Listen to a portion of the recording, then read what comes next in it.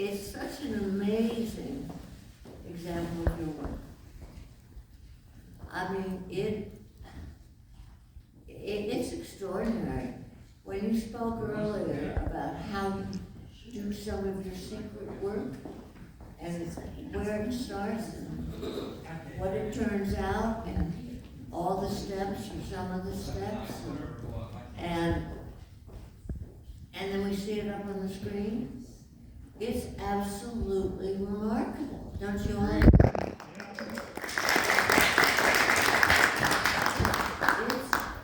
It's unbelievable what you do. And I know a little from what you've said, what a mess it was. And how long you've been working on this film. Mm-hmm. And how many hours, how many days, how many years you've been working on this film, and the frustrations you've had. And to see it up on the screen is just, it's amazing. I know it was a contribution from a lot of people and help and good luck and good fortune finding bits and pieces, but the amount of work you've put into this and it's just an extraordinary piece of work. Thank you. Thank you.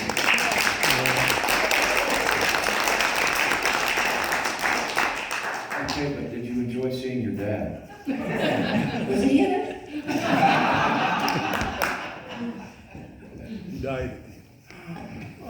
Yeah, I mean, how come he killed him off at the end? That wasn't nice, Eric.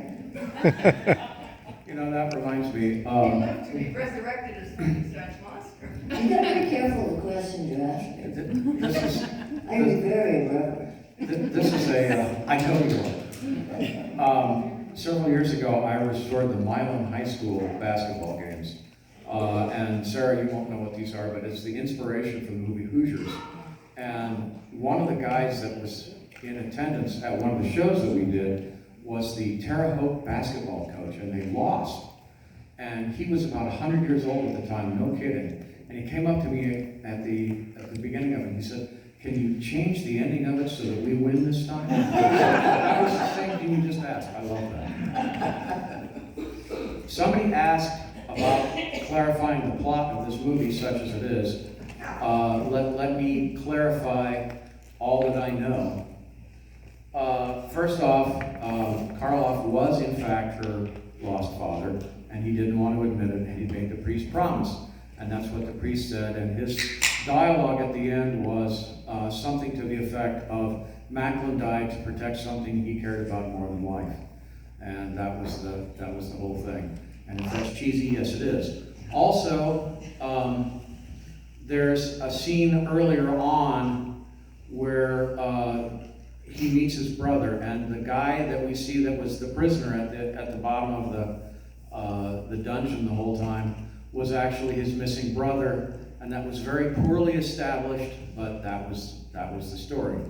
The little token that he showed did not in fact show that, but it was telling where the jewels were buried, and that meant, of course, that he knew where the jewels were buried, and why Diana reacted that way, I don't know, but there we go. What else? I think that clarifies the plot as far as we can go. Where did the map come from initially? Oh, where does the map come from? The brother had drawn the map initially, and it was being passed around. And what I loved about that map, I wish I could have that kind of paper, because no matter how many times it's wadded up or thrown out, it always comes out flat. It's amazing. Fitting together in a frayed edge. Yeah, it's just brilliant. Well, I didn't get you any. Okay, so you got us here now. I'm going to bring Greg Dunn on in a minute, and I'll have Gloria answer questions. Now's your chance to ask us questions about how this was all done and what our reaction to it is and all that nice stuff. So feel free. You paid all the money, so now you get to ask questions. Sarah, I'm curious, how long have you known of the existence of this film? Since Eric first called me. Forever? Yeah, I'd like to know why you picked this film. Oh, okay. Why did I pick this film? This film picked me in a very strange way. The reason that I did this back in 1989, now many years ago, I was working with a video company and I tripped over the 16 millimeter of this. And I bought the 16, and we had mistakenly thought that it was the silent version the whole time, until somebody said, no, Eric, this is the sound version. It was only ever a part talking.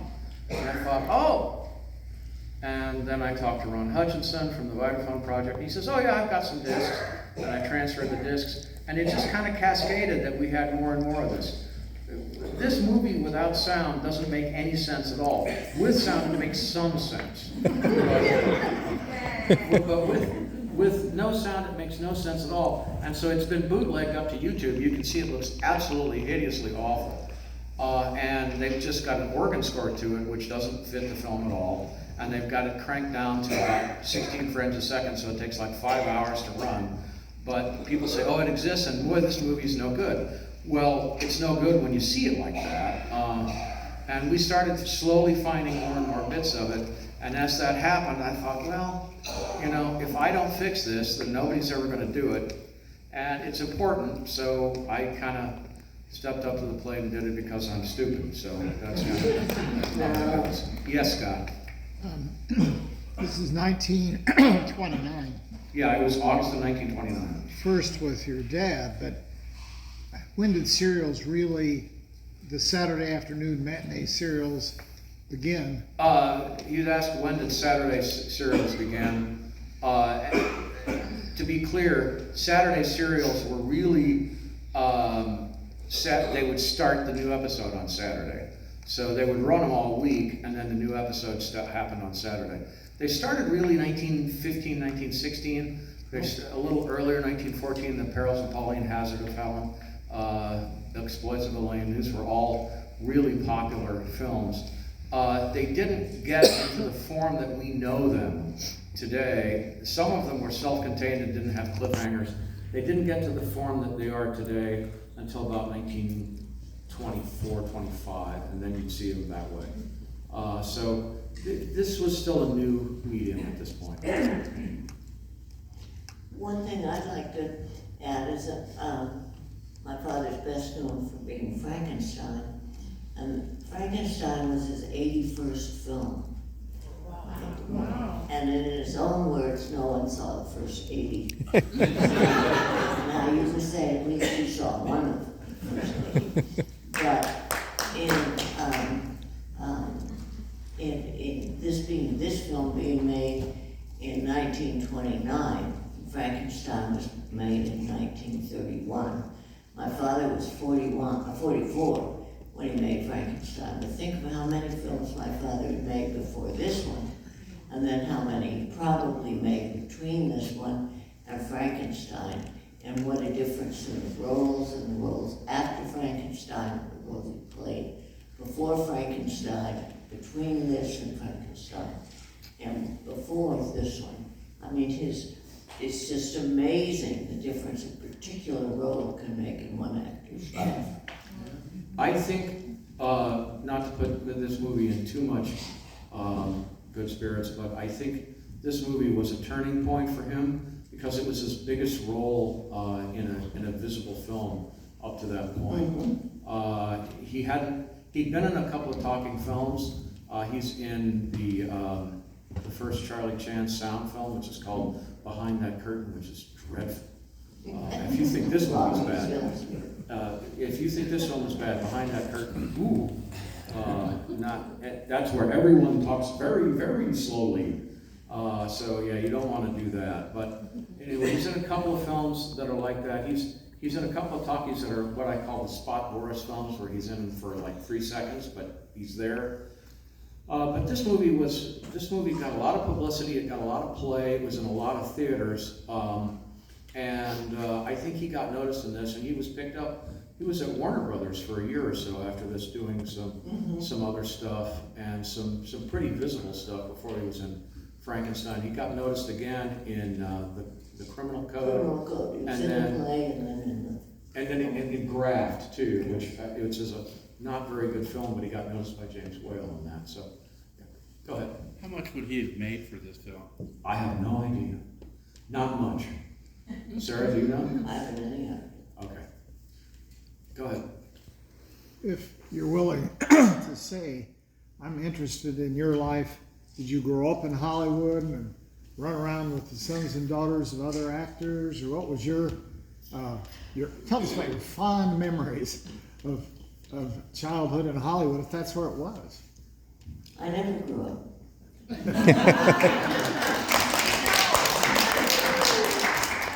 However, I was born in Hollywood, lived in Beverly Hills, and then I ultimately moved to San Francisco, which is essentially where I grew up, in San Francisco. Yeah.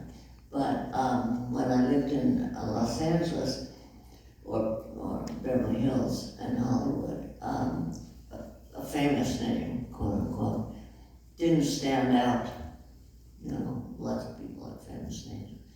In San Francisco, going to a girls' school, a famous name stood out like a sore thumb. So you had to learn to cast your own shadow. Your thumb looks fine. Thank you. Yes, in the back. What do you remember from that This Is Your Life episode, filming that? I beg your pardon, I couldn't hear your whole The This question. Is Your Life clip that they showed? Yes. What do you remember from that? She asked, what do you remember from that This Is Your Life? A lot. My father and my stepmother and Barbara and Ralph Edwards were very good friends. And my father had gotten Ralph many years before this episode. He had gotten Ralph to promise he would never have him as a guest or a subject on the show. But because they were good friends, he and my stepmother Evie often watched the show from the wings, or even out front, but mainly from the wings. And then they go to dinner. After the show is done, then everybody goes upstairs and watches the show on television. It is broadcast live kinescope, I believe. That's correct. Live kine. And so it's shot, and then it's shown, I think, an hour later, to essentially live to the world. And so often my folks went to the show and then went upstairs and they served dinner and he watched the program.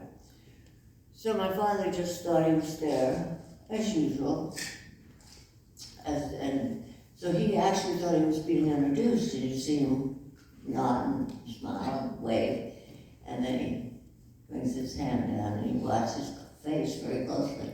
He was horrified, horrified, when he learned that he was actually the subject of that night's show. And then if you continue watching, he gives my stepmother a look that would melt the camera. Oh my goodness. He later said that she sold him out for a washer and dryer. Or for the charm bracelet that Ralph mentions. But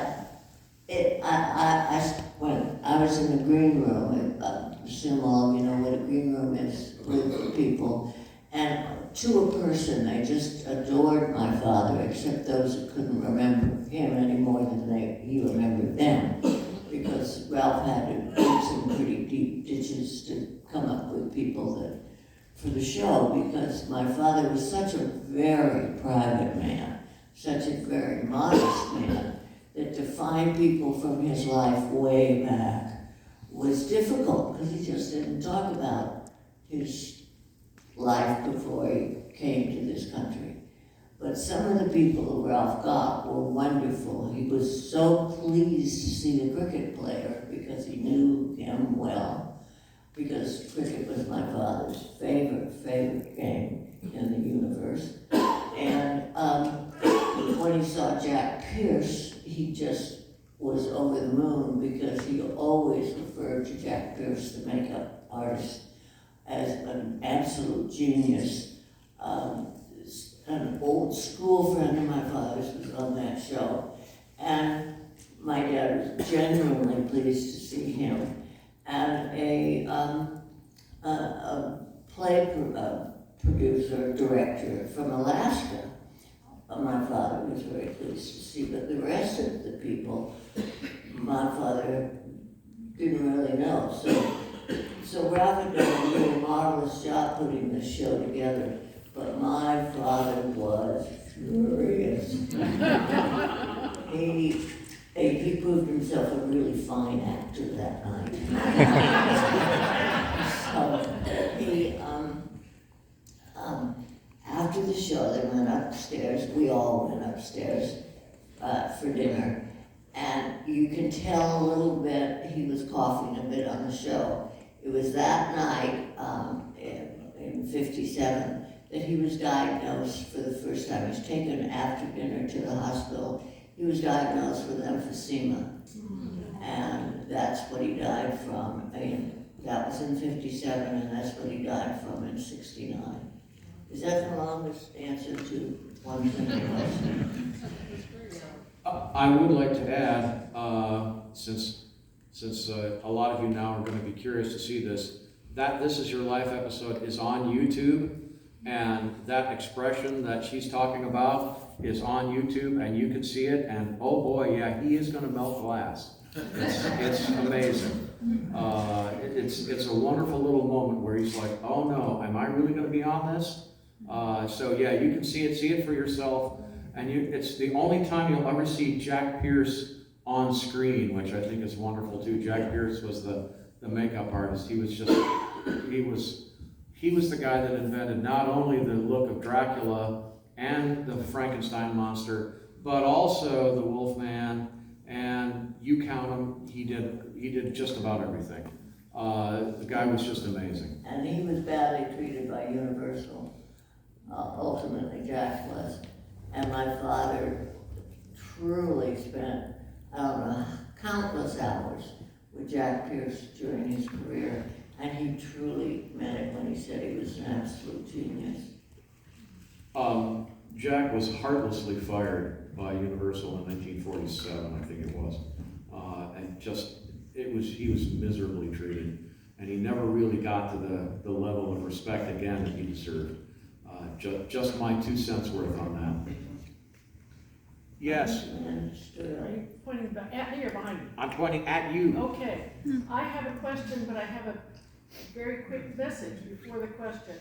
I told a number of relatives that we were coming today to see this serial and that you would be here. And several of them repeatedly said, please tell Sara Karloff how much our family has loved her father's work over the years. So I promise I will do that. My question is, with all the things that your father did, and we know that he was known for the Frankenstein's monster and for some things, even the Mr. Wong and other things, was there ever anything that he told you or told others was his personal favorite that he thought was either his most fun or his best work or any other notable thing to him? Well, thank you for the question, and thank you for the compliment from my dad. Yes and no. My dad never, my dad once again was a very modest, self-effacing man. His humor was very often directed back at himself. He didn't talk about his career at home. He didn't bring his career home. My godmother, Cynthia Lindsay, wrote one of the many biographies written about him, and she said that almost to a person, when she interviewed people, they would preface their remarks by saying, "Oh, dear Boris," and then go on with their... That's the name of the book, by the way. I do recommend Yeah, and so she named the biography Dear Boris. But, so no, I don't recall my father ever saying this is my favorite film or this or that, but I do think that my father recognized, and for all of his career, the remainder of his career, which was many, many years, appreciated what the role of Frankenstein did for his career. It made a pivotal difference in his life, both personally and professionally. Something that he always acknowledged, and he referred to the monster as his best friend, a bit tongue-in-cheek, but nonetheless, he was sincere and had no problem acknowledging the genius of Jack Pierce, grateful for the direction of James Whale, and so grateful for the role. So for that reason, I think those three films that he did as Frankenstein, it was his decision to only make those three films. He didn't want to see the creature become the brunt of bad scripts and bad jokes. And it was because he felt a certain respect, or he owed the role a certain respect in his own life. I know he enjoyed doing the three films he did with, now of course I've gone brain dead. Alan Costello? No, thank you very much, no, a little bit Okay. more wrong. It's Glenn Strange. He did with Comedy of Terrors. Been surprised. Roger Corman. I didn't mean to say that. I meant to say Body Snatcher. Oh, Val Lewton. Val Lewton, the three films he did with Val Lewton. Those are marvelous. If you They're haven't seen wonderful those, films. yeah. Bedlam, Body Snatcher, and Isle of the Dead. Isle of the Dead. And my dad always said that those films were in black and white, by the way. And he said he and Val Lewton became friends. They were both intelligent, well-educated, well-read gentlemen. And they bonded. He said they were good scripts, well-written, well-directed. And he enjoyed working with Val Lewton, and he said Val Lewton saved his soul. He gave him some good material to make good films, and saved him from being a monster all his life. I know he enjoyed doing Comedy of Terrors and The Raven with Vincent Price and Peter Lorre. Peter Roy, because they'd all worked together, they'd known each other forever, and those old men had the best time spoofing their own boogeyman image on the screen and playing practical jokes on one another and on Roger Corman on the set. So he enjoyed making those. But I think one that he liked very much was Targets with Peter Bogdanovich. It happens to be one of my favorites, if not my favorite. He was essentially playing himself, an aging horror film star, and brilliant casting. Peter wrote the script, directed it, and acted in it. And it was the first time Peter had done all three things, certainly. It was a very timely film. It was at the time of it's about a sniper, and it was at the time of the Bobby Kennedy and Martin Luther King assassinations. And my father felt that, and it was very appropriate then, as it is unfortunately today. It showed that the horror was was on the street and not up on the screen. So I think that was a very important film. I know my father, as I've said, did not bring his work home. However, one night my phone rang, and at that time I had two young boys, and now, never mind. And so he said, well, I've done something pretty good. And that was amazing in and of itself that he would do that and even call about his work. And he said, you and the boys might enjoy seeing it. If you sat down tonight, it's going to be on the telly, British. And he said, if you have time, you might enjoy it. It was The Grinch. And he won a Grammy for it. And when his agent him and said, you know, Boris, the Grammys are gonna be on. He said, I'm still gonna be in England then. He said, so my father asked Arthur Kennedy, his agent, if he could pick up the, awards for him. So the next time my father came over from England to the West Coast to work, I went to his agent's office and his agent said, oh, Boris, here's your Grammy. My father took it and looked at it, he said, looks like a bloody doorstop. And he took it and he put it over by his agent's door and left it there. Because he just wasn't into awards. So he really enjoyed making the Grinch challenging dialogue and voice change and rapid voice change. But he loved doing stuff for kids. He loved doing the Grinch, he loved doing Peter Pan on Broadway, because the kids would come backstage and try on his hook and fly across the stage or have to, sprinkle dust on you and you could fly. He did play Captain Hook on Broadway, and if you look very hard, you can actually find the album that he recorded. He sings in it. Well, we don't have to talk about that, do we? Some people think he had a good voice. I'm not one of them. I'm going to respectfully disagree with you. I think he sounded very good. He's also on an episode of Rosemary Clooney's show that I have. I think I sent it to you, where he sings too, and he's quite good. He's not masterful as a singer, but I think he was very good. I'm glad you did. He also played Mother Muffin on television, and when they finished putting the makeup on, he looked in the mirror and he said, I look like a bloody whore. He had a lovely sense of humor. Well, while you're talking about the Grinch, Chuck Jones had a story they told about him, which was that Ted Geisel, who was Dr. Seuss, and he watched Karloff come in, and they said he was on oxygen. He was really ill at the time. This is not very long before he died. It's just a few years.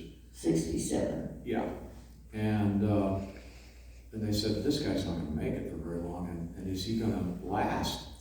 And so I hired a doctor to come and look at him, and the doctor looked at him and said, this guy's going to outlast you all, go ahead and do it. True. I'm actually doing a panel with Chuck Jones's daughter. Oh, cool. Yeah, in first weekend in December in Pasadena. Oh, that's Can you wonderful. make it? Yeah, somebody will pay for my airfare. No. Sorry. Good job. I have to tell you, I'm a poor film historian. I can barely afford to be here. Oh, That's what we do. Does anybody else have any more questions? Yes. Just a comment, you were talking about, Boris's voice and everything. I always loved hearing him speak. Very erudite, very intelligent, very a great speaking voice. I loved it. And it's ironic, of course, that the thing he's best known for, he virtually doesn't speak. He just grunts a couple of times. And that, right. it always seemed ironic, but again, loved his voice and loved just listening to it. Thank you. Well, he had a wonderful voice. He could do most anything with his voice. He could terrify you with it. He could soothe you with it. He could amuse you with it. He had three things really that he used primarily in acting. I think his voice certainly being one of them. His eyes. He could really scold you with his eyes or soft eyes. And his hands, if you remember, anyone Yes. ever seen Frankenstein, when he reaches for the light. Well, if you watch any of his other films, he had really beautiful, expressive hands. And so his eyes, his hands, and his voice. He did He it in this used all three very effectively. Anyone? Yes, go ahead. What's your favorite memory of your dad? I have so many, I couldn't name one. He was a lovely human being. Thank you. I have heard one story about him losing his temper. It's the only story I've ever heard about him losing his temper. It was told by Ian Wolfe. If you guys know Ian Wolfe for anything, he was in a couple of Star Trek episodes. He was in the very last episode of Star Trek where they go back in time in this planet. It's called The Way to Yesterday, I think. Anyway, Ian Wolfe was this gray-haired, bald-headed old man, and he always looked like he was 2,000 years old, even though he wasn't really very old. And he's in The Raven with Karloff in 35. And they would have to come in. Karloff had this really involved makeup by Jack Pierce in the morning, and he had to come in at 5 for it, and they had it all done, and Wolfe was in there, and the set was empty, and Karloff looked at Wolfe and said, "What's going on?" And Wolfe said, "Oh yeah, the director said we were ahead of schedule, we didn't have to come in today until 10. And Karloff just lost it. He said, that's the only time I've ever heard that he lost his temper. He was not famous for that. No. By the way, for those of you who are Indiana geeks, and I'm one, The Body Snatcher, which Sara mentioned, is directed by a guy from Indianapolis, or from Indiana, named Robert Wise. Yeah. One of the great directors of all time, in my opinion. So, it's just, if you haven't seen The Body Snatcher, check it out. It's one of his very greatest performances. Never get rid of me, never get rid of me, never. It's a wonderful scene. Anyone else? Yes, in the back. Yeah, I'm wondering, are there any like family traditions that maybe your father started in your family that live on, or something that he brought with him from his past? And if not that, maybe any mementos from his personal or professional life that still live on with you and your family? We have goose for Christmas, which is British.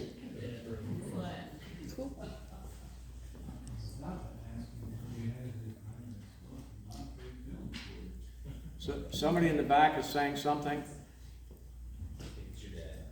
Oh, it's my dad. He's always saying something. He wants to know where you store your nitrate. I do not store nitrate film at my house.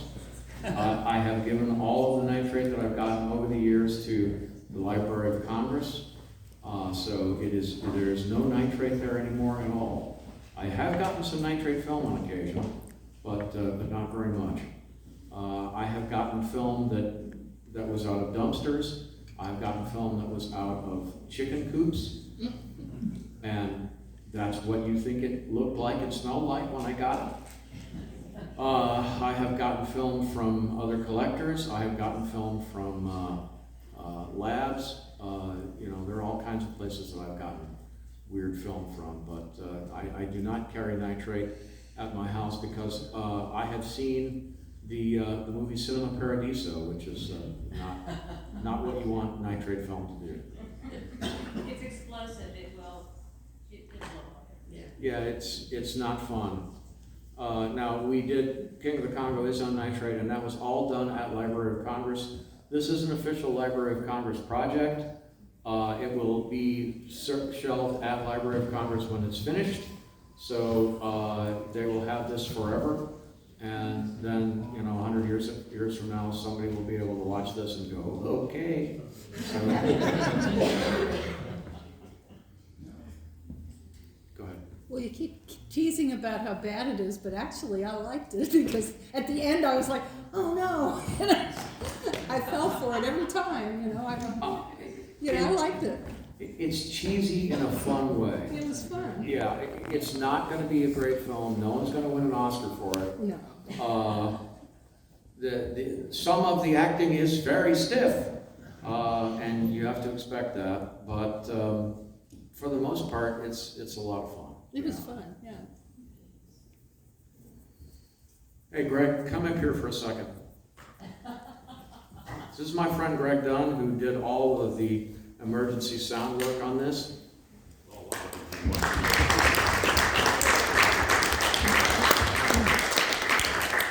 Why don't you give us 30 seconds or a minute of why you didn't kill me and your recollections of working on this so far, because we're still working on it. Yeah, we're still working on it. Thanks. the reason that I've never killed him is because I would probably have to answer to his family for that. We've known each other for what now, 40-some years? I think so, yeah, something like that. But obviously this was an item. Eric has always been fascinated by film restoration and film history as long back as I can remember, even when he was a young teenager. And this obviously meant so much to him that I was only too happy to spend my time and help him realize some of these dreams that he had for years and years. Plus, obviously the subject and the source of this film was of great interest to him, and I think it is historically important as well. So, yeah, it was something that he obviously, it meant a great deal to him, and therefore it meant a great deal to me as well. So we put in a lot of hours on it. Okay, so tell them about what you did and how it worked. That's what they want to hear. Yeah, what we did, I basically did anything he told me to do. I've done. Well, that never happens. I've done dirt removal. I've done restabilization. I've done soundtrack synchronization. I helped him record some of the soundtrack replacement lines and some of the music stems and things that they wanted to put in there. Yeah, I've had a hand in just about every reel and just about every whole thing. I didn't do all of anything, but I have a contribution in every single reel and every single part of that. So it was kind of interesting to finally see it appear on the screen all as one piece. Finally, you know, at least in somewhat of a watchable state, which it rarely was when we got it originally, as he'll be glad to tell you. Anything else you want to hear? No, I just wanted to. Yeah. Yeah, we got this in pieces from Library of Congress. There are, for those of you who are at least somewhat computer geeky, I have 3 12 terabyte drives and 2 16 terabyte drives filled up with this film. And the Library of Congress sent me, I think 8 5 terabyte drives that we filled too. And this is all going to have to go back to them. And then we've had, I could draw you a map with all of the places that have contributed to this. We got discs up in Maine, we had stuff in Long Island transferred, we had stuff in New Jersey transferred. I mean, just you name it, somebody did it. In fact, Serge Bromberg in France actually contributed to this too. So there's a lot of people involved in this over the years, and it's been quite a haul. Serge Bromberg thinks this movie is the goofiest movie he's ever seen, and he does piano improvisation. So a lot of times when he knows I'm around, he'll go into the theme from this movie.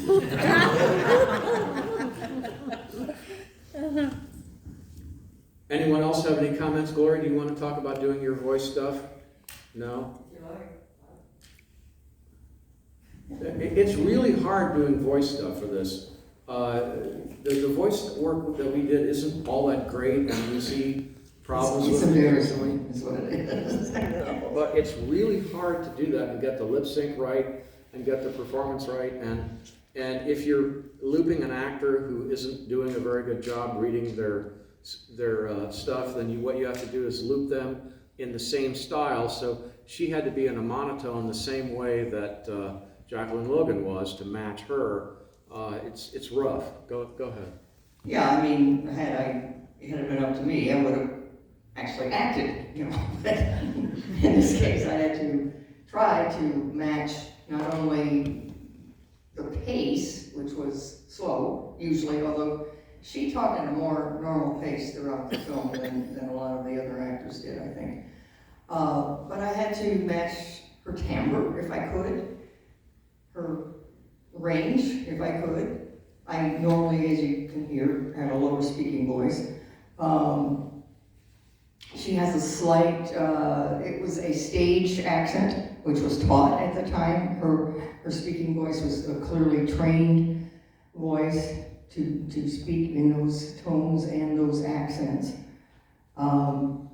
Sometimes it's called Standard American Diction. I'm not actually sure what it was called back then. It's often called, it's still taught at Juilliard, it's called Mid-Atlantic. Mid-Atlantic, yeah. Yeah, it's half British and half American, that's what they call it. And see, I was in radio, so most of the big radio people of a generation before me were from the Midwest. Why? because Midwestern people generally do not have any noticeable accent. So all the big ones that you can think of all came from Midwestern states for the most part. And I was in radio. And I came in at the tail end of that being the ideal voice. Now anybody can be on the radio, obviously. But that's the way I was taught, so that's what I speak. So I had to play it up a bit with that almost British accent, but not quite. But yeah, the matching her voice was difficult. And then of course, trying to match the lip sync. That's a very tricky thing to do. It helped in some ways that I actually tried to lip read, because I was doing parts that we didn't have the sound for and often not the script for. So yeah, it was tricky, but it was fun. Go ahead. Were the yelps when she saw the gorilla from the original, or did you do those? There's some of both. Some of both, yeah. The one where everybody laughed, that was me. Okay, now, just for grins, let me tell you why that's in there. Because you'll appreciate just how sick some of this editing had to be. I needed the gorilla theme, which is in there, which is that thing that just goes on, da da da da da da, but I needed it with a gunshot in it, okay? And I needed it to sync with the gunshot where he's shot by the gorilla. Okay, fine. And it doesn't sync and start the right way. So what I did was I backed it up until it would sync, and then there was a really terrible edit there, and it didn't sound good. So I got Gloria and I said, let's dub in that scream so it covers the edit. That's a little movie inside trick. Scream on command. Yeah, those, some of that sound editing was really rough. That gunfight in chapter 9, we didn't have that sound at all. So I took gunshots from